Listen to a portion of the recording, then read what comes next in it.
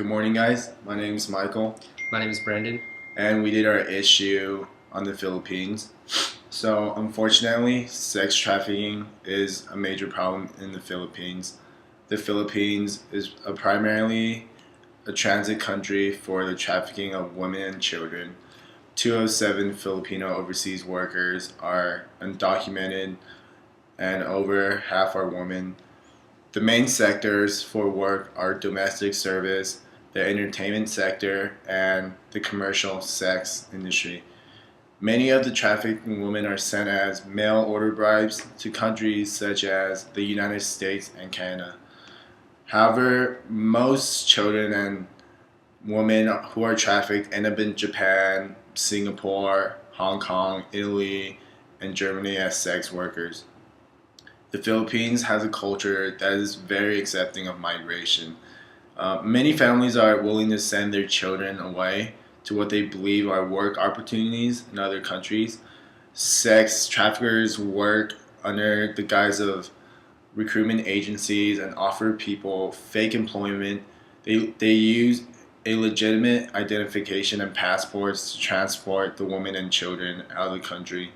Many times, bribes are used for the cooperation of airports and custom officials.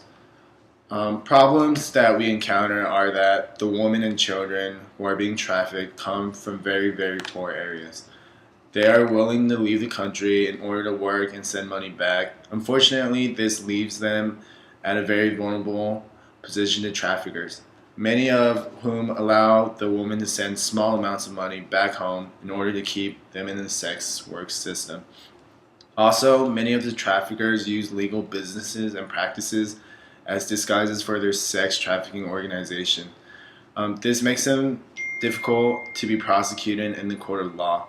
While the Philippine government is supportive of punishing sex traffickers, it's difficult to track down many of the criminals because they are based all over the world due to the transit nature of the Filipino sex industry. Okay, I'll be doing the NGOs and the policy we hope to enforce. Um, the primary purpose of NGOs currently in the Philippines is to save women and children from trafficking. The PACT, the Philippine Campaign Against Child Trafficking, teaches Filipinos the dangers of sex trafficking and reintegrates the women and children who have already been trafficked and saved.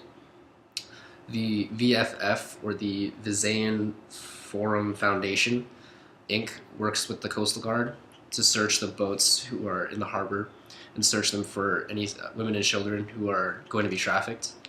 They rescue about 20 to 60 children a week, but even these NGOs don't have websites. They have very limited funding, and they definitely need more help. With our policy, we hope to work mostly with their economy. We believe that the most effective policy would be to keep Filipinos working safe and stable jobs in the mainland. This will be difficult, but it would attack the cause of trafficking instead of the symptoms. Sex trafficking in the Philippines is only abundant because the nature of the poor people. If they had employment that paid a living wage, it wouldn't be vulnerable to the tricks used by the traffickers. Current policy is effective in its ability to prosecute criminals, but it's unable to prevent people from being trafficked. Also, the United States has currently been able to create new bases in the Philippines. We believe that our policy should require the United States military to assist in the trafficking of criminal sex organizations in exchange for their presence on the Philippine land. We also believe that in exchange, they should also be required to provide funding to the Philippine police as well as the NGOs. Um, this would help the Philippines prevent sex trafficking on their own and not be dependent on the United States. We believe that this policy should also address the prosecution of American military personnel who take part in sex tourism.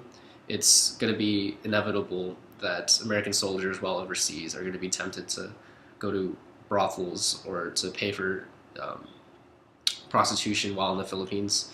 And unfortunately, because the United States military has their own court of law, they could receive lesser punishment if prosecuted there. We believe that our policy should require them to be prosecuted also in the Philippines, where they would be given maybe a higher punishment. And that's our presentation. Thank you for listening. Thank you very much.